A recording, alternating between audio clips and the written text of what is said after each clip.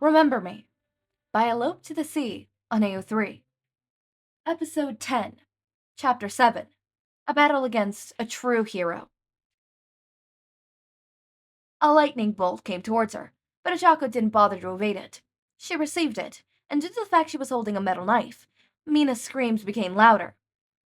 "You're hurting Ashido," Todoroki said, rushing to stop Kaminari. "Damn it!" Kaminari realized what he was doing and stopped. "That's what blind rage leads to." Ochako got up, feeling the shivers run down her spine. "What a lovely kind of hero you are, hurting your own teammate." "How are you still up?" Todoroki asked, not daring to go near towards Ochako. The way she twirled the knife in between her fingers made it obvious she knew how to use it. "Real heroes never feel the pain or death," Ochako said, heading up as she looked down at them. "They're soldiers that fight until their final breath." "You're not a hero," Todoroki said. "Who says?" Ochako answered, and stopped the movements of her knife. She gripped it tightly and shot the deadliest glare there could be. "I dedicated my life to just one cause. I bleed and sweat until there is nothing is a threat." Her breath was raged, and she spat every word she said. "Every day is just another battle. Every hero to you is a villain I punch. Don't you dare call me a villain when you don't even know what a hero is." "You're insane," Kaminari said. He felt helpless as he stared at Mina's laying body on the floor, unwilling to move. "What did you expect me to do when you come to my house to harm those I love? To welcome you with open arms?" Ochako screamed. "You keep telling us how this idiotic chick died, but you never think that we were also in danger. We were prepared to die. It's your fault you think you'd all be alive." "You're villains!" Kaminari screamed. "We're the heroes of the damned, darling," Ochako exclaimed, her arms wide as she laughed. "All of those who can't fight? Of every one of your heroes that called trash." Ochako lowered her head, and her tone became menacing. "Of those who are in pain and those who are enraged because your heroes thought they couldn't be saved." Choosing against following the plan, Kaminari rushed in, too tired of hearing Ochako say things that didn't make sense to him. Ochako smiled at this and ran towards him. "Those who are frightened and those who are lost. We care for each other as if we're just one soul." Ochako dealt a strong punch in Kaminari's gut, then used her knife to make a cut through his face. Before she could get up, Ochako jumped backwards. As expected, Kaminari came rushing to try and knock her out. She kept running, evading the punches Kaminari was trying to deal. Mentally, she was counting. When her mind reached 0, Kaminari tried his last move before closing his eyes. His incrimination discharge. It surrounded everyone. Todoroki shattered himself with ice, and Kirishima hardened himself to protect himself. Ochako yawned as she saw Kaminari collapse. "How?" Kaminari asked as he closed his eyes. "You stupid heroes think the only way to win a fight is a quirk?" Ochako sneered. She took a step forward and showed her own jacket. The inside was covered in fiberglass. "This is why I hate you," she said, looking up. There was rocks already floating above them. "You believe a hero is God among men, whose worth is measured in power given by birth." She stared at the guys. Kirishima was limping. She had tired him enough. Kaminari was unconscious, and Todoroki was lost. She jointed her fingers and breathed out. "But a hero is a man who defines his fate," she said, even if no one was listening to her. "There's only one person who is a hero to me. Release." "Where's Mom?" Ochako asked to her father. "She had an accident," was all he said in answer. Ochako hummed in agreement, too young to comprehend the words that were being said to her. She had seen the news on the TV, but she didn't know the woman they were talking about was her mother. Like any other 10-year-old, she waited patiently at the front door for both her mother and dad to come home, but only her father did. "She's sick," he told her. He didn't tell her about the fact that he couldn't really pay the medicine, how the little construction company was too poor to pay for the complicated treatment his mother needed. He also didn't tell Ochako how her mother got so hurt in the first place. But she knew. She wasn't stupid. She knew. A few months later, she saw the news again, in a recording. It had been an accident caused by villains, and the hero had failed to help her mother. "It's not really his fault." Everyone defended him. "Heroes can't always save everyone." Anger boiled inside of Ochako as she stared at the bed in which her mother was laying. She was cold and unmoving. Her father, by her side, was also crying. "I'll get the money, honey," he swore. "I promise." Gambling and loans from people Ochako couldn't trust. That's how her dad paid for the medicine, for the treatment. But the amount of procedures couldn't be kept.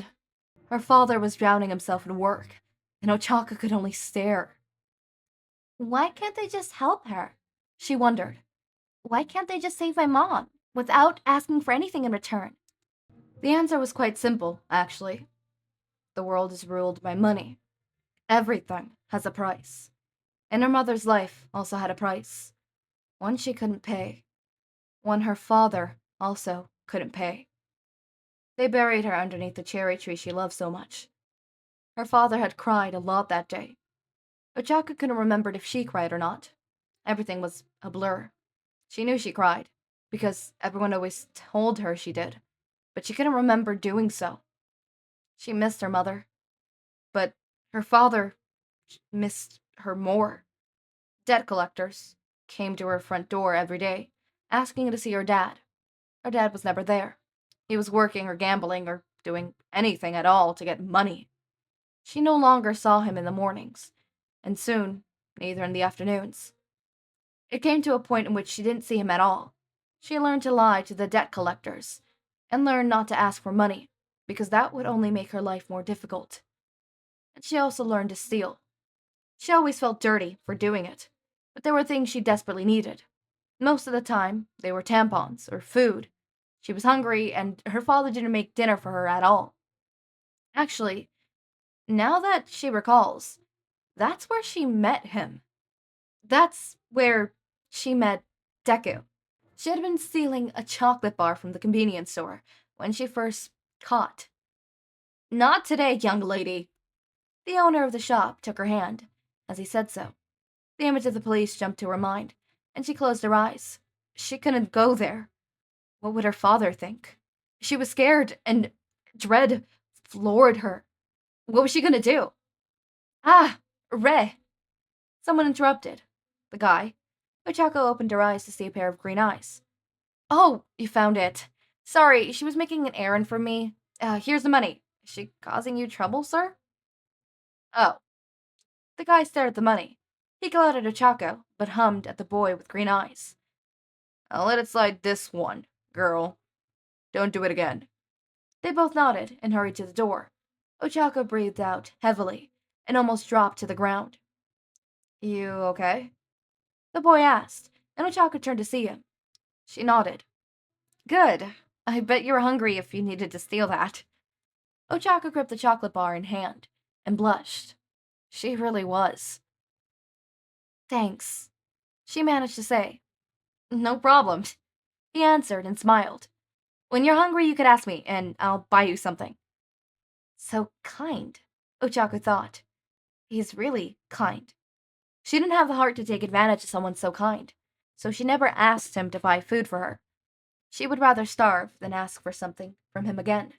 The next time she tried to shoplift, she couldn't bring herself to do it. She didn't want to disappoint the guy. Time after time, she saw him in the streets. His green hair was a bit hard to miss. Deku. Deku. Everyone who was nearby called. His name was Deku. Huh. In her mind, It was Deku's voice that kept her from going off the rails. "Don't do that, Ochako," he would say. "I'll get worried if you steal." "He'll get worried if I don't go to school," she would think. And that was the only thing keeping her from skipping to get money for her father to come back home. At least until the debt collectors came once again. They asked for an amount of money she knew no one could get in a short amount of time. What was his father doing? They were serious this time. They threatened her, and she was scared. She called her dad, but he wouldn't answer, and she hid inside of the closet in her room. The banging of the doors overwhelmed her, as she cowered in the corner. They said they would kill her father if he didn't pay up. She was 15 and she was scared. All she knew was how to steal. The logical thing was for her to do it. She took a pair of sunglasses she had hidden from years ago and changed her hairstyle a bit. She didn't look all that similar and prayed that anyone else thought so too. Stealing the convenience store with a floating quirk might not have been the best idea, but it was the only idea she had. The sounds of the alarms went off, and suddenly Ochako realized that she hadn't thought this through at all. She ran outside, knowing full well that there was no way heroes would catch her. Heroes would end her. "I'm sorry, Dad," she thought, turning to the left. "I can't save you. I'm not a hero." The collision against someone came, and she cursed. She looked up, taking the money she had dropped, and saw green. Shame overtook her. Deku. "Oh, it's a nice person," he said, and Ochako was taken aback. "Nice person? You stole again?" "I'm sorry," she managed to say, as she staggered to get up. "There she is!" a hero screamed. She didn't know who it was, but she was scared. "You have a floating quirk, right?" Deku asked, and she nodded. He took a deep breath. "You'll start with a left hook, duck, and use your quirk. Then punch straight. If you land the hint, release him and run south." The words echoed in Ochako. There was nothing for her to hold on to except those words. She barely knew the guy, but something inside her told her to follow his lead. The memory of him paying for a candy bar was present in her mind. She did as she was instructed, and it worked. "Let's go!" he said, and began running down the alley. He made turns and movements where she didn't know where they were, and was surprised by how well he knew his way. They escaped the hero. "That was hard," he said as soon as they reached a street where an old arcade was standing. "Are you okay?" As soon as he said that, Ochako dropped to her knees, holding the bag of money in her arms. "Thank you," she said, tears spilling from her cheeks. She looked up to find those green eyes looking at her. "Thank you so much. You saved me." He was holding a burned notebook in hands. "You're my hero," she said, and choked back a sob. "Hero?" The boy startled. Why did you steal the—" "My father has a debt," she confessed. "They'll kill us if we don't pay it." They were staring at each other.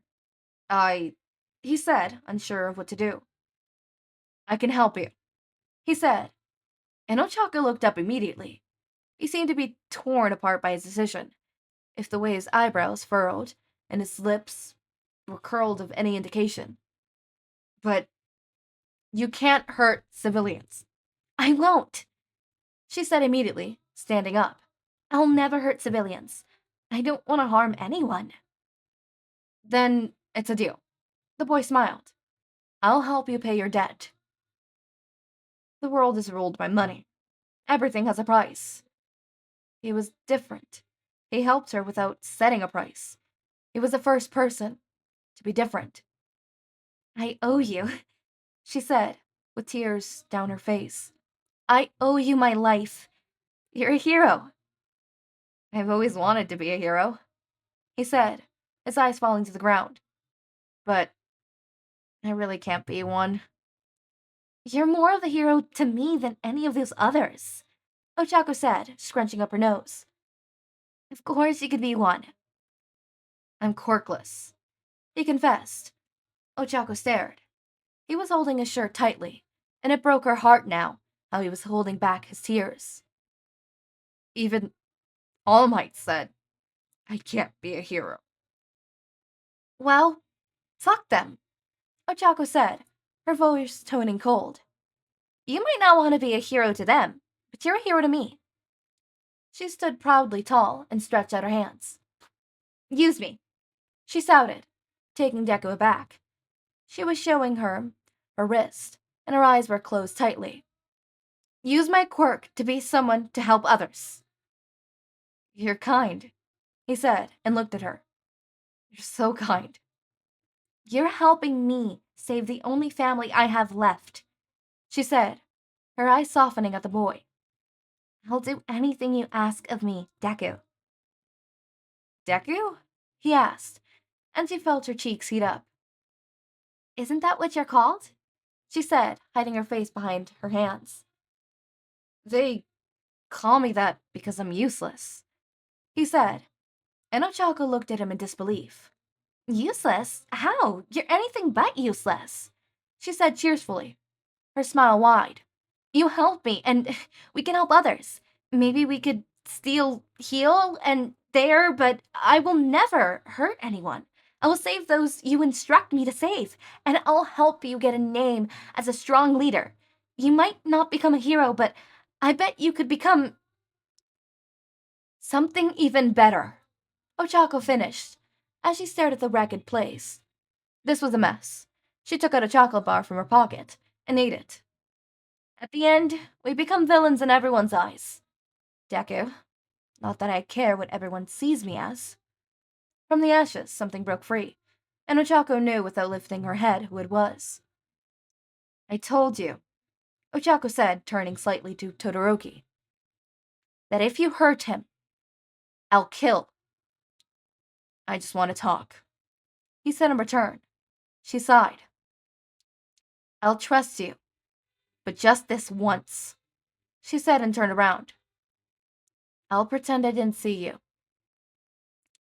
Thanks, he said, and after that, he was gone. Ochako let out a heavy sigh, and a cloud of warmth began to come out of her mouth. She looked down to see Mina. She was lying there, passed out. If Ochako hadn't stayed on the same page, she would be dead. Tears began pooling in her eyes, and she kneeled down to her. I'm so sorry, she said, caressing Mina's cheeks with her hand. She looked lovely. I wish we could have met before all of this. She pressed a soft kiss to her forehead and let the tears fall to Mina's face. Please, she begged, even if Mina couldn't hear her. Turn away from the hero's path. I don't want to harm you further. Don't become a hero. I'll kill you if you do. Oh my god. I love that. Also, Ochako Mina fast burn? Question mark? Ochako Mina fast burn? Everything has a price. Next chapter may or may not be Deku's origin story. Yes. Edit. I actually found the person who gave me inspiration for this AU with their analyzer Deku AU. They're at FemDeku in Tumblr. If you'd like, go pay them a visit. My AU is going in a different road than theirs, but the core concept was interesting enough for me to make this fanfiction. Oh my god, that's so cool. I like when, stuff like that happens. A lot of the times I have inspirations from different things that make me, do what I do. Let me see. How many of my fanfictions are inspirations? Okay, we're gonna go through all of them. We're sitting here. We're Yappers Association starting now, except it's not Yappers Association, and I should keep it to Yappers Association, but I'm here. The lyric and the line, actually, this was inspired by, okay, so it's, I know the lyric and the line doesn't have anything out, like no chapters out, but it's inspired by Sabrina Carpenter, and that's all I'm gonna say. That's all I'm gonna say. Okay, that's all I'm gonna say. Fluffy Mind is not necessarily inspired by anything. Look, Cat Izuku.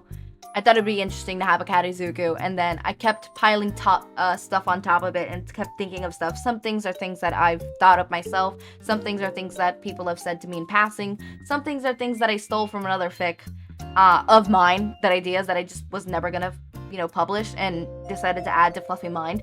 It's a monstrosity that I like to call my baby. Anyways, Headlock is inspired by, obviously, the song Headlock.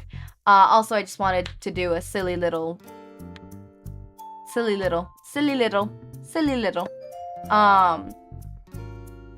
because silly little, and a little bit of the plot is, what's it called?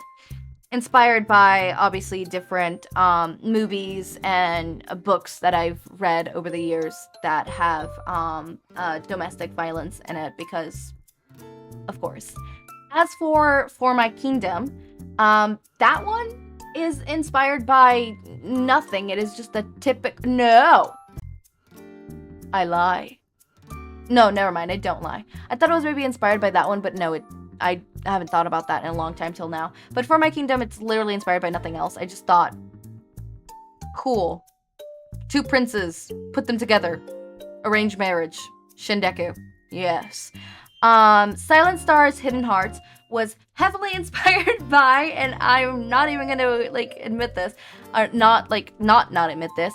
Part of it is obviously inspired by all those quirkless Analyst Izuku TikToks I keep seeing, right? And I decided to put Shindeku in there, and then as I went by, I slowly started to notice that I was just inspired by a Concerned Citizen. So I actually should mark that one as inspired by Concerned Citizen. I'm gonna do that right now. Helios is inspired by... Okay, look, there is these... I don't know if you've ever seen those funny Vigilante Izuku TikToks. That's what that one's inspired by. That one. Look. There's one specific one that made me want to do this, and it was one where it shows somebody running, or not running, but like they have a bicycle, and it's like Izuku flirting with Shinso during internship while Aizawa's there, or something along the lines of that. And it's this person rolling up in their bike. They fall the first time, and then they do it again, and they're like, hey, right? And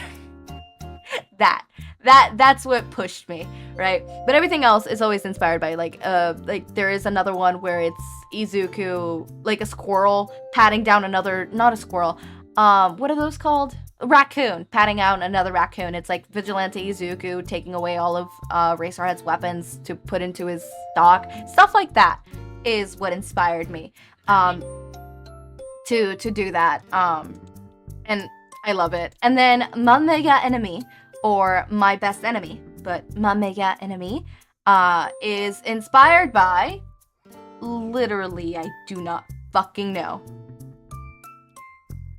It has no inspiration.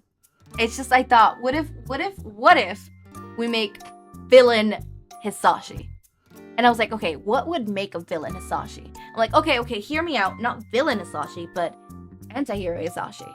And then I started piling on top of that. So some of these are like, the idea that struck me to do this and was like quote unquote inspired by is so abstract that I don't even remember it anymore.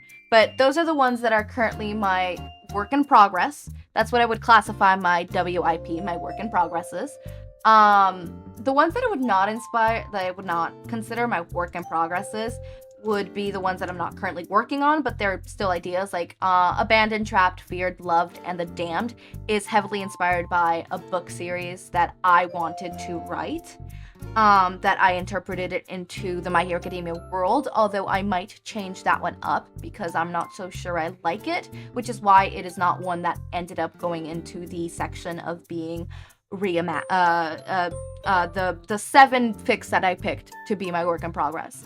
I will only ever have 7 working in progress, right? And then Vale Woods, which is another fic that is inspired by a book series of mine of like a group of kids who just graduated high school going into a cabin, and then, you know, it's originally it's supposed to be 3 people, and then 3 people turn into 4 people, 4 people turn into 6, and 6 turn into 27, or like 20-ish, right? So like stuff like that, where that one is a little more complex. Vale Woods, I had to change that one up a little bit because it was supposed to be a bunch of people who didn't know each other, but obviously I couldn't do that with My Hero Academia, so yeah. Or I could, but I didn't want to. And then Wonder Villains is one that I keep getting inspired by because I keep seeing TikToks where it's like Trader Izuku Midoriya and Trader Bakugo Katsuki, and I am dying for it. I want it. I need it. But there's no good fix out there like that. And there's not many out there like that at all, actually. I actually haven't found one. So if you guys could find one for me, please. Thank you. All a job for you. Izuku gets paid by Mitsuki to date her son. So Izuku's getting paid to date Katsuki. They slowly fall in love. Again, all a job for you. The only reason I did it as BKDK and not Shindeku is because I feel like Katsuki deserves a little bit of this medicine, right? Just a little bit. Just a little bit. Just a tad bit. Just saying. And then Flowers of My Love fade away or wither away. This could either be a Shindeku, a Bakudeku fic, solely Bakudeku fic, or you could go with the wither away, and go into BKDK turned Shindeku, right? I'm just gonna read the summary that I have here. Bakugo and Midoriya are together and have been for a year now. They just graduated and moved in together. Izuku gets Hanahaki disease. I'm gonna make it so much eviler and change it from a year to more because I'm evil. Bakugo never loved him. Bakugo just dated him because it was the only way to make up for all their shitty past. This can end two ways. One, bittersweet where Izuku chooses to die rather than forget Bakugo. Or wither away. Right? So either forget Bakugo, wither away. Or two, Izuku chooses to forget Bakugo and starts to live with Hitoshi and slowly falls in love with him. Yeah. I'm pretty sure Faded Away is the one where Izuku chooses to die, while Wither Away... No. Wither Away is the one where Izuku dies. Fade Away is the one where Izuku doesn't die. And those are just like the really thought out ones. There's a bunch that I still have. I have a TikTok save file. I really need to get those somewhere else, especially since TikTok's about to get absolutely banned. Opening up, going into my second account. Second, we're like fourth. I have too many accounts on TikTok. Like, actually, it's a problem. It's an actual problem. Fanfictions idea. So I just put things here that like inspire me or whatever. So there's this one. There's a lot, but I'll just do the ones that are, you know, obviously interest me. First is this one posted by at Archive Lovelurster, right? Name J, they them pronouns, where the captions is like, Izuku never letting anyone, no matter how cruel, take away his dream of becoming a hero, and then going rogue to get revenge for letting them kill Kachan. Stuff like that. There's obviously the little comic book of Barista Izuku and Bakugo, which is really cute, that I really liked. And I might do a Shindeku version as well. I might do an Eraser Mike version as well. I have an edit of The Little Mermaid because I thought Little Mermaid but Shindeku. And then I have an edit of H2O because I thought, okay, Little Mermaid but Shindeku, but like, what about Mako Mermaids but Shindeku? The levels. I don't know why I have one of Hisashi just screaming in pain. What's it called? Oh, I have this random one. A retired spy listening to the storm raging outside their home. The rain landing against the window in Morse code spelling run away. I don't know why I put this here, but the idea will strike me one day. There's this other one of these cute comics of Toga and Ochako growing up together. What could have been, and it is really cute and super adorable. Then there's this other one where Shigaraki actually got to meet Eri and views himself in her. There's this other one where it is a Your Name edit, and I was like, oh, well, what if I,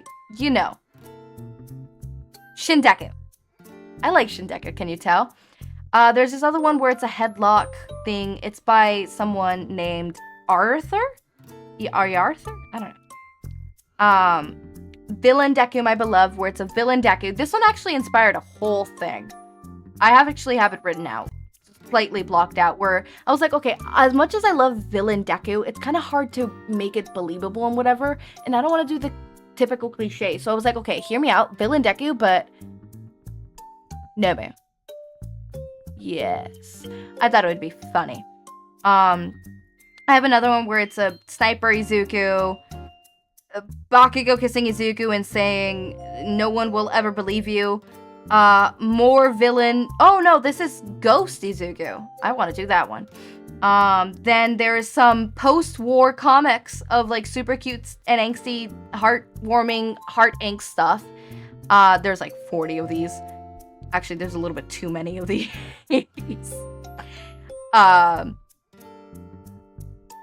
There's another one where it's fallen angels and like it's an angel with a human, and I thought that would be super cool. I have another one where it's a, you know, Spider-Man. So Shindeku. Guys, Shindeku. Guys, can you tell that I like Shindeku? I'm making this long again. I'm so sorry. I'm gonna end this. As always, my raindrops, make sure to eat, sleep, drink water, take your meds. Have a wonderful day or night. Link to my Discord server and socials are down in the description. Subscribe to see more of my content, and thank you so much for watching.